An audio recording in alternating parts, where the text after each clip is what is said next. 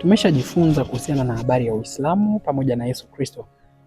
Sasa kwa faida ya mtazamaji na msikilizaji, unaweza ukatupa kasamari kidogo kwamba tunajifunza nini sasa kwa faida ya Ukristo wetu na kwa faida ya maisha yetu hapa duniani katika kuamini?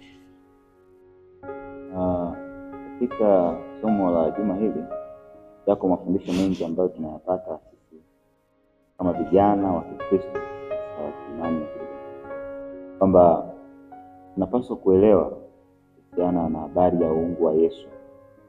Biblia inaamini kabisa juu ya habari ya Mungu mmoja aliye juu ya yote, na ndivyo ambavyo imeeleza wazi juu ya habari ya uungu wa Yesu Kristo. Kwa hiyo ni elimu ambayo tunaipata kupitia juma hili, somo hili, ya kwamba kuamini juu ya uwepo wa uungu wa Yesu Kristo katika nafasi yake.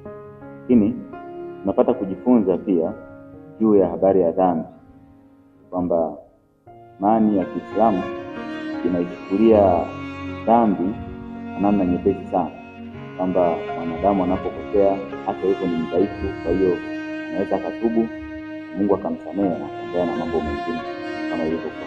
Lakini katika Ukristo dhambi inazo aina au inazo njia za namna ya kutubu kwa utakatifu wake.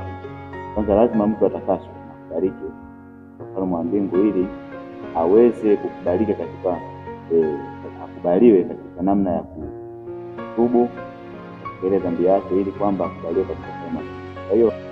Kwa hiyo ipo haja muomba Mungu ambaye yuko katika upendo pekee juu ya habari yake kwa mwanadamu, katika tukio zima kumkomboa mwanadamu, kutupatia njia ya Yesu Kristo, njia ya upendo na yenye wokovu katika maisha yetu, kwamba tunapomwomba kwa njia ya Kristo Yesu tunapata ondoleo la dhambi, tunapata kuponya, lakini vile vile tunapata mahitaji yetu kama jinsi ambavyo Mungu ametuwekea mfumo wa maisha yetu.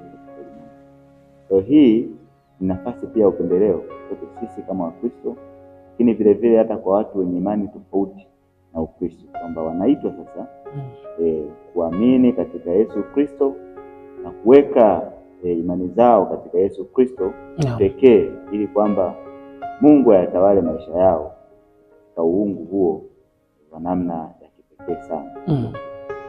Hivyo ndivyo Bila shaka natumaini ndugu mtazamaji na msikilizaji umeweza kupata yaliyo mengi kuhusiana na habari ya Uislamu pamoja na Yesu Kristo. Ni matumaini yangu umejifunza mengi sana. Mpaka hapo, kufikia hapo tumefikia tamati. Ulikuwa nami mtangazaji wako Alois Keni. Mpaka hapo tena wakati mwingine tutakapokutana kwa ajili ya kujifunza mengi kuhusiana na habari ya Biblia na maisha tunayoishi. Bwana akubariki sana. Mpaka wakati mwingine tena, Bwana akubariki.